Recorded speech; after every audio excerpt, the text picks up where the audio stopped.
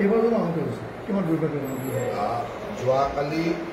সন্ধিয়া সময়ত হোৱা যিটো প্ৰতিবাদ এই প্ৰতিবাদত যিটো ঘটনা হ'ল সি সঁচাকৈয়ে দুৰ্ভাগ্যজনক আৰু এই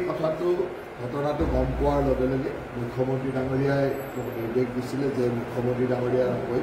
ইয়ালৈ আহিব লাগে আৰু ইয়াতনো আচল পৰিস্থিতিটো কি হৈছে এই কথাখিনি জানিব লাগে সেই মৰ্মে মই ৰাতি ইয়ালৈ আহিছিলোঁ আৰু মাজনিশা ইয়াত আহি পোৱাৰ পিছত মই সকলো যিসকল লোক আহত হৈছিল হস্পিটেলত যিসকল আছিল তেওঁলোকৰ খবৰ ল'লোঁ গোটেইখিনি খবৰ লোৱাৰ পিছত যিটো দেখিছোঁ তেখেতসকল তেনেকুৱা কোনো মেজৰ হেৰি নাই চিৰিয়াছনেছ মানে খুব চিন্তা কৰিবলগীয়া তেনেকুৱা নাই এতিয়া যিখিনি ট্ৰিটমেণ্ট কৰিব লাগিব চৰকাৰে সম্পূৰ্ণভাৱে ট্ৰিটমেণ্টটো কৰিব গোটেই যাতে অসুবিধা দিয়ে তেওঁলোকৰ যি চিকিৎসা লাগিব গোটেইখিনি কৰিব তাৰ লগে লগে আমাৰ আক্ৰাছৰ কৰ্মকৰ্তাসকলৰ লগত বিভিন্ন আলোচনা কৰিলোঁ তেখেতসকলৰ আৰু পুলিচ প্ৰশাসনৰ মাজত অকণমান ভুল বুজাবুজি হৈ আচলতে ঘটনাটো হ'ল যিটো ঘটনা আমাৰ সকলোৰে কাৰণে দুখজনক আৰু এনেকুৱা ঘটনা আমি হোৱাটো নিবিচাৰোঁ মুখ্যমন্ত্ৰী ডাঙৰীয়াই ঘটনাটো হোৱাৰ লগে লগে তাত থকা যিজন OC আছিল তেওঁক ইমিডিয়েটলি ৰিজাৰ্ভ ক্ল'জ কৰি তেওঁক ছাছপেনশ্যন কৰা হৈছিলে সেইটো আমি অৰ্ডাৰ দিছিলোঁ গোলকগঞ্জৰ OCজনক ৰিজাৰ্ভ ক্ল'জ কৰি ছাছপেণ্ড কৰা হৈছিলে আৰু তেওঁক নিলম্বন কৰাৰ লগে লগে নিৰ্দেশনা দিছিলে তাৰ লগে লগে এতিয়া আমি গোটেই পৰিস্থিতিটো বুজি চালোঁ আৰু পৰিস্থিতি বুজি চাই যিটো দেখিছোঁ যে আৰু এজন OC গৌৰীপুৰৰ OCও এই ঘটনাটোৰ লগত কিছু পৰিমাণে সাঙুৰ খাই আছে আৰু তেখেতকো ইমিডিয়েটলি এতিয়া ৰিজাৰ্ভ ক্ল'জ কৰিবৰ কাৰণে নিৰ্দেশনা দিয়া হৈছে তেওঁকো ৰিজাৰ্ভ ক্ল'জ কৰা হ'ব আৰু 3গৰাকী বিষয়াৰ ওপৰত তেখেতসকলে অভিযোগ আনিছিল আমাৰ জিলাৰ যিজন আমাৰ SSP আৰু জিলাৰ সেই স্থানত উপস্থিত থকা 2গৰাকী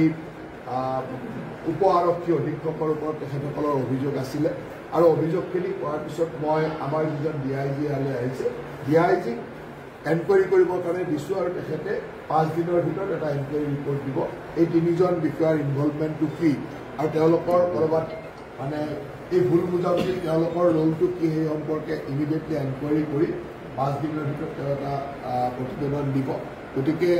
এজন গৌৰীপুৰৰ OCক আমি ইমিডিয়েটলি ৰিজাৰ্ভ ক্ল'জ কৰি ছাছপেনশ্যন কৰিছোঁ আৰু গৌৰীপুৰৰ OCক আমি ৰিজাৰ্ভ ক্ল'জ কৰিছোঁ গতিকে এই ধৰণৰ ব্যৱস্থা লোৱাৰ পিছত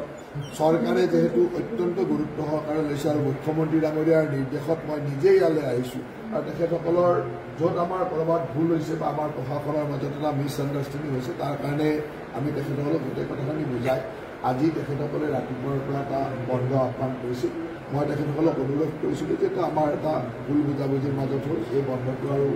কৰিব নালাগে তেখেতসকলক আহ্বান জনাইছোঁ আৰু আমি ইমিডিয়েটলি একশ্যন লৈছোঁৱেই গতিকে তেখেতসকলেও তাত সন্মতি প্ৰকাশ কৰিছে আৰু এই সন্মতি সাপেক্ষে এতিয়া আমি ভাবোঁ যে এটা সৌহাৰ্দ্যপূৰ্ণ সম্পৰ্কৰ মাজেৰে আমি ভৱিষ্যতৰ কৰ্মপন্থাখিনি আগবঢ়াই লৈ যাব পাৰিম তেখেতসকলৰ যিখিনি ন্যায্য দাবী সেই দাবীৰ প্ৰতি আমাৰ অসম চৰকাৰে বিশেষকৈ হিমন্ত বিশ্ব শৰ্মা ডাঙৰীয়াই বিভিন্ন সময়ত বিভিন্ন আলোচনা মাধ্যমে আগবঢ়াই লৈ গৈ আছে গতিকে মই ভাবোঁ যে এই বিষয়টো ইমানতে আৰু সামৰণি